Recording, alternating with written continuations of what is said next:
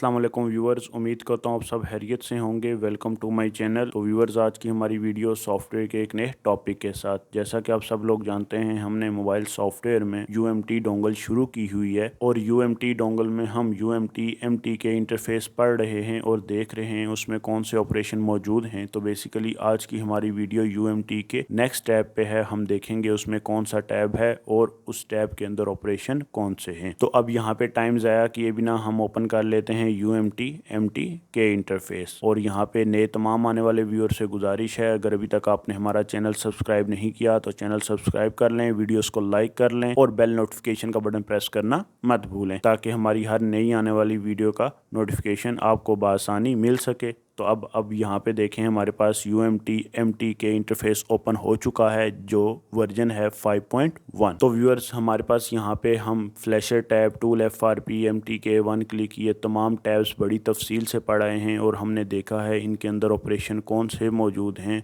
और अगर अभी तक आपने हमारी इनके रिलेटेड वीडियोस नहीं देखी या UMT की कोई भी वीडियो नहीं देखी, तो राइट साइड टॉप पे आपको लिंक नज़र आ रहा होगा, आप पहले वहाँ पे जाएं और फिर यहाँ से आगे कंटिन्यू करें। क्योंकि अगर आप पहले वाली वीडियोस या इसकी डाउनलोडिंग और इंस्टॉलेशन का पता नहीं चला सकेंगे, तो यहाँ पे पार्टीशन मैनेजर पे या किसी भी टूल की डोंगल पे काम करना पॉसिबल नहीं होता। तो व्यूअर्स, आज हमारे पास जो टैब है वो है पार्टीशन मैनेजर। हम देखेंगे कि इसके अंदर कौन से ऑपरेशन मौजूद हैं। बेसिकली फ्लैशर में हमने देखा था कि हम फ़ोन के ब्रांड और CPU दोनों में से एक चीज़ सेलेक्ट कर सकते हैं। टूल एंड FRP में भी हमने यही चीज़ देखी थी और MTK वन क्लिक में हमने कोई सिलेक्शन नहीं देखी, बल्कि यहाँ पे हमारे पास सिर्फ हमें पता होना चाहिए कि MediaTek IC या CPU वाला फ़ोन है और उसको हम यहाँ पे अटैच करके उस पर वर्किंग कर सकते हैं। बेसिकली वन क्लिक जो था वो बहुत ही आसान है। अगर आपने उसके रिलेटेड भी वीडियोस नहीं देखी तो वो आप चैनल की प्लेलिस्ट से देख सकते हैं। और इस पे वर्किंग काफ़ी आसान होने की वजह से टूल एंड FRP का इस्तेमाल अब खासा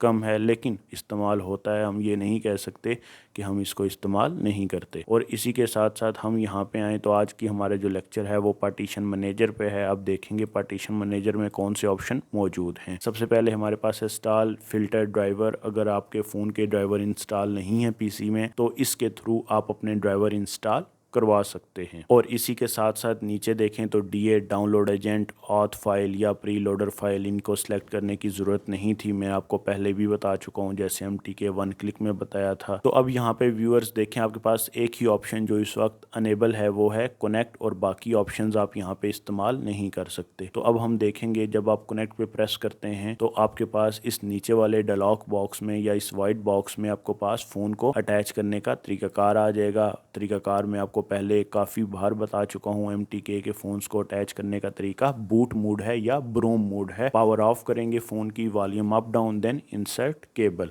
तो उसके थ्रू आप अपना फ़ोन यहाँ पे कनेक्ट करवा सकते हैं। अब जैसे ही आप फ़ोन कनेक्ट करवाएंगे, अभी मेरे पास कोई ऐसा फ़ोन नहीं है जो प्रैक्टिकली मैं आपको करके दिखाऊं, तो अब हम यहाँ पे एक स्लाइड के थ्रू देखेंगे कौन सी पार्टीशंस आएंगी और मज़ीद इस इंटरफेस में या इस बॉक्स में क्या आएगा। तो अब यहाँ पे मैं एक स्लाइड ओपन करता हूँ, जिसके बाद हम देखेंगे कि कनेक्ट करने के बाद और फ़ोन लगाने के बाद इस पार्टीशन बॉक्स में क्या क्या आपके पास चीज़ें आ जाएंगी।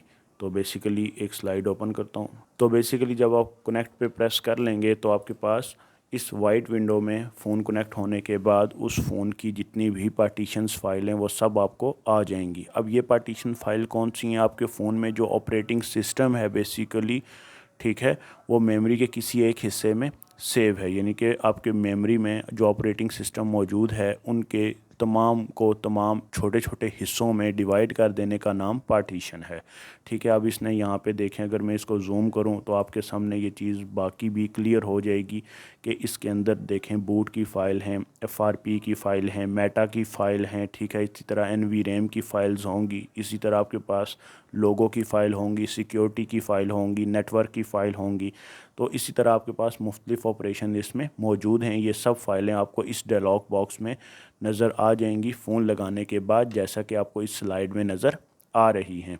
तो उसके बाद आपने करना क्या है यहाँ पे व्यूअर्स, अब आप फ़र्ज़ करें इस फ़ोन का या ऐसा फ़ोन जो आपके पास आ जाता है जिसका FRP ब्रेक करना हो, तो आप यहाँ पे MTK 1 क्लिक में भी कर सकते हैं और इस पार्टीशन मैनेजर के थ्रू भी कर सकते हैं। वो कैसे करेंगे, आपके पास यहाँ पे देखें इस फ़ोन की FRP फाइल आ गई है, आप इस पर क्लिक करेंगे और मज़ीद आपको एक चीज़ और भी देखने को मिलेगी कि FRP या मज़ीद जितनी भी पार्टीशंस हैं उन सब के एड्रेसेस भी आपको यहाँ पे शो हो रहे हैं।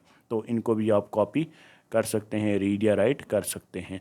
अब यहाँ पे FRP के ऑप्शन पे क्लिक करेंगे और यहाँ पे FRP को फॉर्मेट कर देंगे। अब जैसा कि आपके पास इस वक्त ये ऑप्शन डिसेबल हैं, लेकिन फ़ोन लगाने के बाद जो ही आप फ़ोन लगा लेंगे और ये फ़ाइल सारी रीड आउट कर लेगा या उनकी पार्टीशन कर देगा, तो आपके पास ये नीचे वाले जितने भी ऑप्शंस हैं या नीचे वाले जितने भी बॉक्सेस हैं ये सब ओपन हो जाएंगे, अनेबल हो जाएंगे। अब फ़र्ज़ करें आपके पास यहाँ पे देखें मज़ीद जो फाइल्स के नाम बताए थे, लाइक यूज़र डेटा, कैशे, ठीक है, फ्लैश इन्फो, NVRAM, ये सब फाइलें आपको यहाँ पे तरतीब वाइज आ जाएंगी। आप उन फाइल्स का बैकअप भी ले सकते हैं, आप उन फाइल्स को फॉर्मेट भी कर सकते हैं। अब हम बैकअप क्यों लेते हैं, बैकअप सिक्योरिटी लिखा हुआ है जैसा कि हम NVRAM फाइल्स का बैकअप लेते हैं। NVRAM फाइल्स का बैकअप हम तब लेते हैं, फ़र्ज़ करें हमारे फ़ोन की EMC में कोई इशू आ गया है और हमने EMC रिप्लेस करवानी है, चेंज करनी है, और रिप्लेस करने के बाद या चेंज करने के बाद या उस पर काम करने के बाद हम चाहते हैं हमारे पास जो बैकअप सिक्योरिटीज़ फ़ाइल हैं वो वही रहें जो पहले थी। तो फिर अगर हमने बैकअप लिया होगा तो फिर उनको रिस्टोर करना उसी फ़ोन में आसान है। तो इस तरह आपके फ़ोन की जो सिक्योरिटी है वो डैमेज या डिस्ट्रॉय नहीं होगी। आप उसी फ़ोन का बैकअप पहले ले लें, फिर आप उसकी EMC पे काम कर सकते हैं। इन द फ्यूचर अगर आपके पास कोई और फ़ोन ऐसा भी आ जाता है तो उसकी सिक्योरिटी को आप रिस्टोर कर सकते हैं। और इसी तरह आपके पास यहाँ पे देखें ये सिंगल फाइल्स के लिए था। फ़र्ज़ करें जैसे ये यूज़र डेटा है, इसको फॉर्मेट करना है तो यहाँ पे आपने पहले क्लिक करना है। लेकिन अगर आप चाहते हैं ये सब फाइल जितनी भी आपको नज़र आ रही हैं, तो अब यहाँ से जब इसको आप स्क्रॉल अप करेंगे तो आपको मज़ीद फ़ाइल्स के नाम भी नज़र आएंगे। अगर आप इस पूरी फ्लैश फाइल को, ठीक है, जो आपके सामने अभी नज़र आ रही है, जो पार्टीशन मुख्तलिफ़ छोटे छोटे हिस्सों में बटी हुई है, अगर आप इसको पूरा रीड करना चाहते हैं तो इस पार्टीशन पे क्लिक रखेंगे।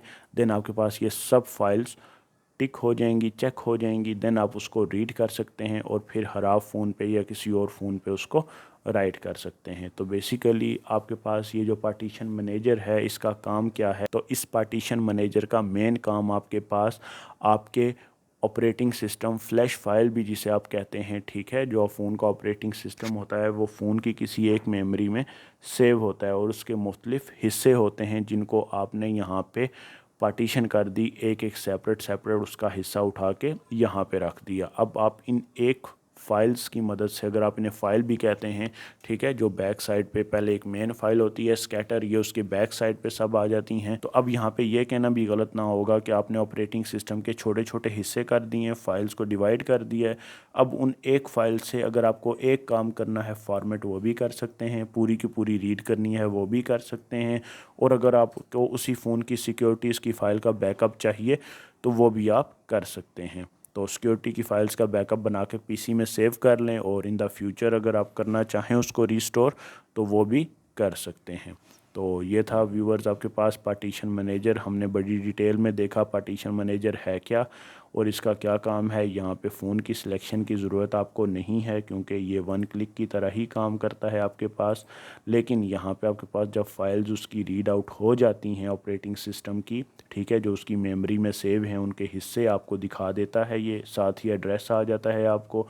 और फिर उन फाइल्स को सिंगल सिंगल आप या तो रीड कर लें या फॉर्मेट करना चाहते हैं वो कर सकते हैं, या उसकी सिक्योरिटी का बैकअप लेना चाहते हैं तो वो कर सकते हैं।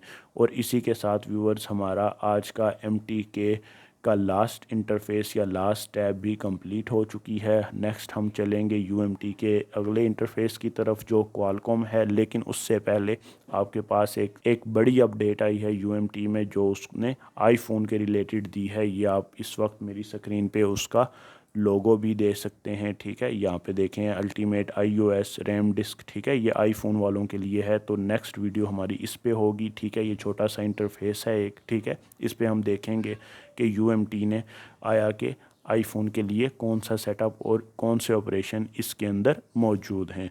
तो वीडियोस को मिस मत किया करें, ठीक है, वीडियोस को प्रॉपर देखा करें ताकि आपको इनमें मौजूद टैब्स में ऑपरेशन और इन डोंगल्स का इस्तेमाल आ सके। और इसी के साथ जब हमारा MTK कंप्लीट हो चुका है तो हमने बात की हम आईफोन पढ़ेंगे और उसके बाद इसकी बाकी tabs like Qualcomm, GSM international या जो भी अब बाकी हमारे पास रहती हैं वो सब हम कंप्लीट करेंगे। तो आई होप आपको ये वीडियो पसंद आई होगी। बेसिकली पार्टीशन मैनेजर में इतना ज़्यादा काम आपके पास नहीं है। मेन जो काम है वो आपके मेमोरी के हिस्से कर देना है और उन मेमोरी के हिस्से से आप एक एक फ़ाइल को रीड राइट फॉर्मेट या पूरी फ़ाइल का बैकअप ले सकते हैं।